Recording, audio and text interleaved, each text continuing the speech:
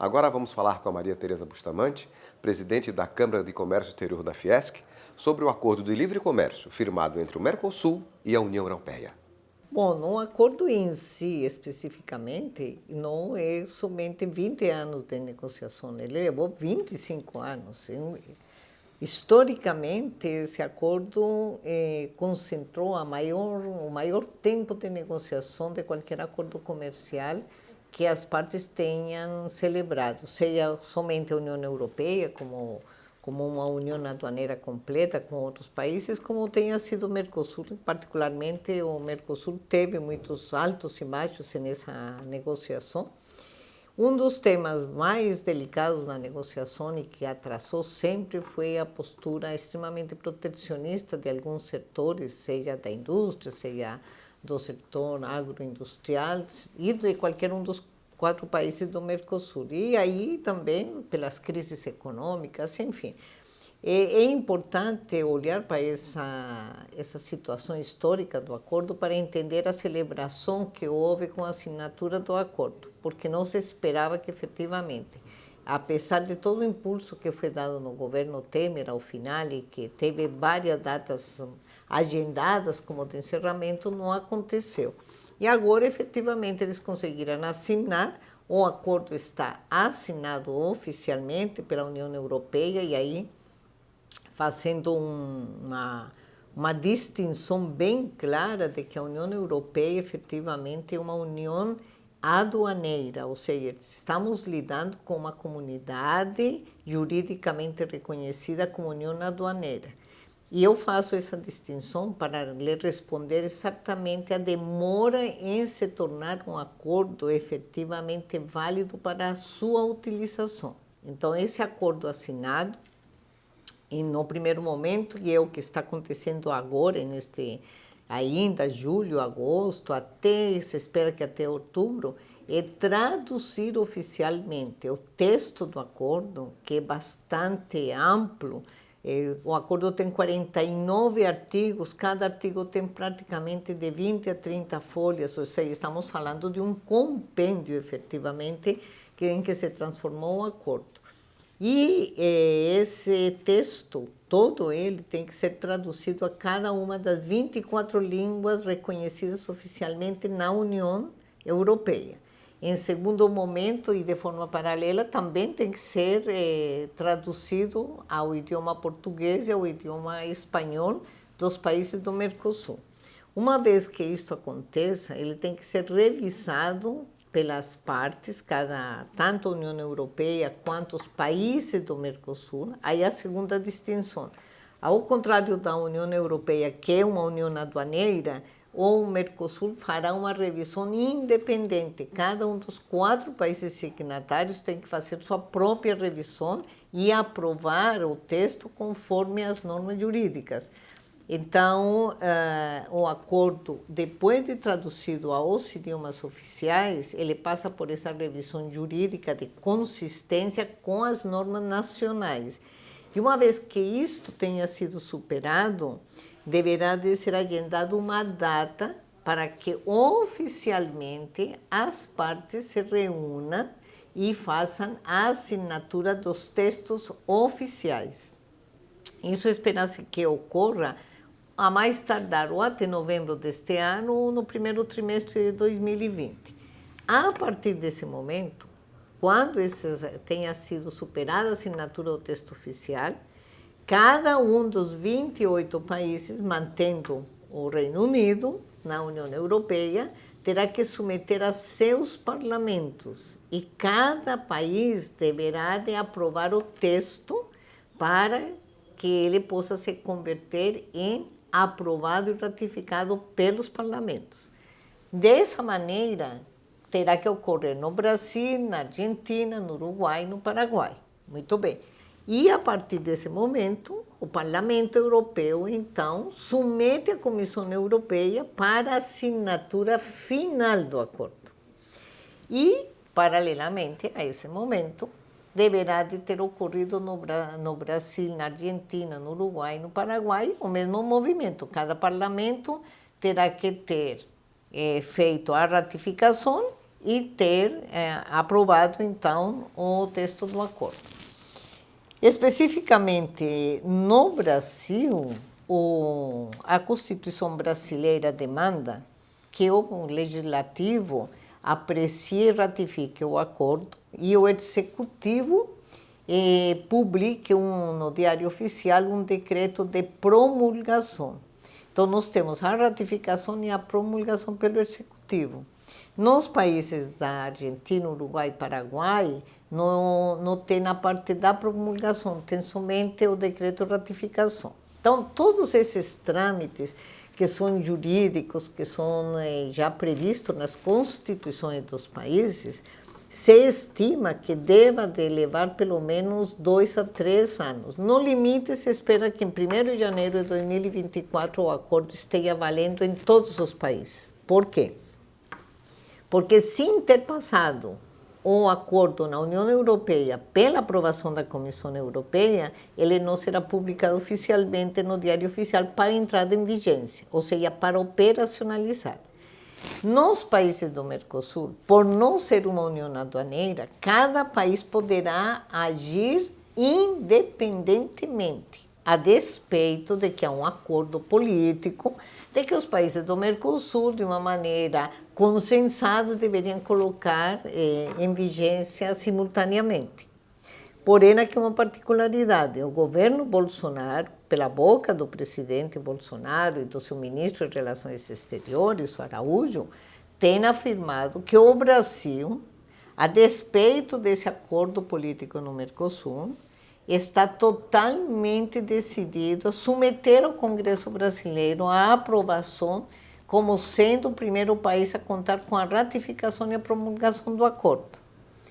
Então, aqui um parêntese, porque isto sim, nós como Federação da Indústria, eu como presidente da Câmara de Comércio Exterior, tenho alertado que é uma posição bastante arriscada do Brasil. Se isso de fato acontecer, se o governo seguir nessa tendência, se o Congresso efetivamente aprovar unilateralmente o acordo, o Brasil estaria abrindo um mercado sem nenhuma contrapartida.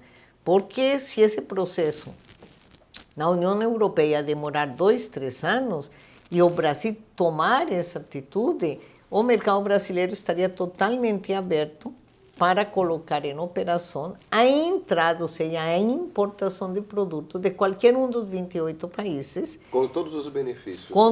Com a redução tarifária. Claro que tem uma série de regras, de normas que têm que ser cumpridas, mas são muito mais de exigência e cumprimento do lado brasileiro e dos países do Mercosul para a União Europeia. Por quê? Porque nós estamos tratando de um acordo que reúne 28 países que têm produtores organizados, uma malha tributária clara, tem segurança jurídica, tem normas aduaneiras claras, tem infraestrutura, tem logística, tem uma precificação de produtos que é muito mais reduzida do que a nossa. Então, não se entende, pelo menos até aqui, qual a razão pela qual o Brasil teria que colocar em vigência unilateralmente um acordo. Há risco desse acordo não ser ratificado? São vários. O primeiro, que há uma situação política, neste momento, que não pode ser dispensada de análise. E até uma semana atrás não se esperava que houvesse nenhuma reviravolta na eleição presidencial na Argentina. Se efetivamente vingar em outubro a chapa que ganhou as eleições primárias da ex-presidente Cristina Kirchner com Alberto Fernandes, o problema que se apresenta é que no plano de governo deles está embutido o que sempre foi a linha de atuação dos Kirchner, uma atuação extremamente protecionista no mercado. Então, o que vai ocorrer? Que ao contrário do espírito liberal do Macri, que foi quem assinou o acordo de forma política, porque a assinatura feita em junho é uma assinatura política, certamente se espera que toda essa classe empresarial e agroindustrial que não ficou satisfeita com as concessões que foram dadas, isso também é público, é notório que muitos setores não se sentiram devidamente amparados pelo acordo, vão fazer uma pressão política no Congresso para que não haja a ratificação.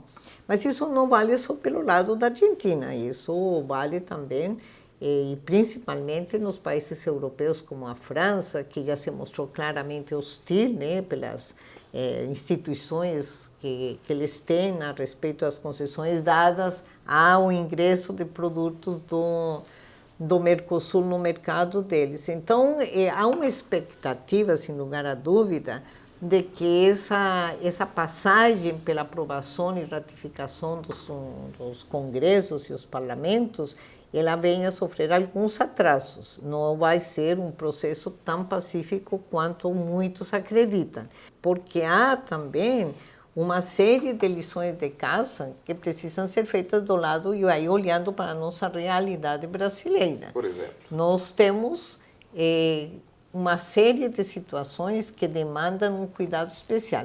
A reforma tributária é prioritária.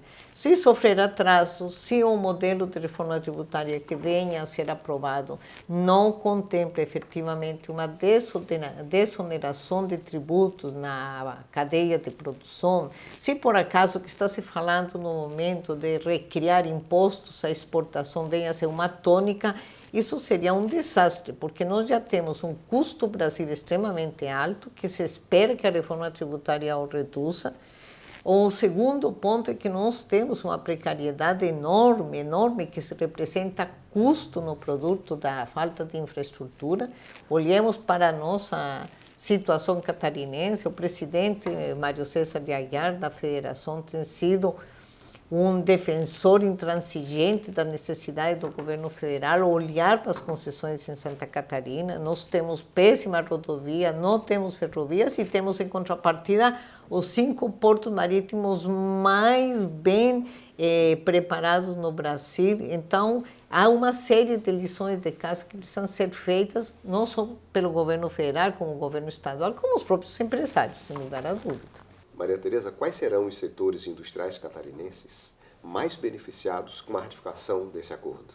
Tenho respondido essa pergunta de outra maneira. Não existem setores, o que existem são os empresários que, desde hoje, mirando a possibilidade de ter um mercado aberto de 28 países, mas tendo também o reconhecimento que 28 países acessarão o mercado brasileiro e catarinense, o empresário que vai se beneficiar é aquele que investir efetivamente neste momento em aumentar a sua competitividade. E quando se fala em aumentar a competitividade, estou me referindo à parte que ele tem domínio para fazer, que é da fronteira para dentro da sua empresa. Ele tem que fazer uma revisão clara das suas políticas, se ele tem política comercial, se ele tem uma definição clara de quais são as estratégias que ele vai utilizar para trabalhar o mercado externo, se efetivamente importar, exportar, se construir alianças estratégicas faz parte dessas estratégias de atuação, se ele tem uma gestão de pessoas, de profissionais que entendam de comércio internacional, se ele efetivamente entende como vai participar dessa cadeia de valor global. Nós estamos em 2020, estamos falando de um acordo de ultíssima geração. Eu fiz uma apresentação esta semana ainda na Assembleia Legislativa, mostrando claramente cada um dos capítulos demanda um aprendizado. Pouquíssimos profissionais têm o domínio que nós temos na área internacional, porque essas são regras e normas estabelecidas na Organização Mundial do Comércio, na Organização Mundial das Aduanas, na OIT. O acordo trata de regras de trabalho, de propriedade intelectual, de meio ambiente, de segurança, utiliza um modelo que o Brasil nunca teve, porque não conhece como funciona uma cláusula standstill, que limita e proíbe praticamente o aumento de alíquota de imposto de importação. O acordo prevê o sistema de precaução, ou seja, qualquer um dos países que se sinta atingido pelo aumento de importação de um determinado produto, pode suspender de forma imediata essa importação. Então, eu diria assim, que um momento extremamente propício. E para nós, o acordo, eu como especialista nessa área, considero que o acordo é a melhor maneira de provocar o empresário a olhar para dentro da sua casa, aproveitar o momento para ele fazer exatamente o investimento e um upgrade no conhecimento, nos profissionais, no entendimento do que é a cadeia de valor global. Porque o acordo pode demorar, mas ele vai terminar acontecendo. Isso eu não tenho dúvida, porque a experiência mostra claramente isso. E o Brasil não é um país isolado, ele não vai ficar falando sozinho. Então, nós temos não somente esse acordo com a União Europeia, está em fase de praticamente encerramento o acordo com os outros países que não pertencem à União Europeia, mas que estão dentro do continente, com a Islândia, a Suíça, Liechtenstein. Então, um acordo que está sendo assinado com o Canadá nas mesmas condições. Então, o Brasil efetivamente tem que se convencer o empresário catarinense brasileiro de que é um processo irreversível e é em benefício do que da economia mundial, porque do jeito que nós estamos em pleno início de uma recessão global, tem que aproveitar essa oportunidade, buscar os nichos, né, de atuação. A indústria de Santa Catarina ela é voltada para a exportação. Então, esse acordo ele vai, aos poucos, ser implementado, ele vai demorar um pouco, mas as indústrias têm que saber o que nós vamos ter lá na frente para se preparar hoje. Esse livre comércio, como nós somos mais exportador que importador, vai trazer muito benefício para a nossa indústria. E a nossa indústria tem capacidade técnica e de competitividade. Com isso aí nós vamos ter um pouco mais de competitividade. Então acho que para o industrial de Santa Catarina é um grande passo que nós estamos dando nesse livre comércio.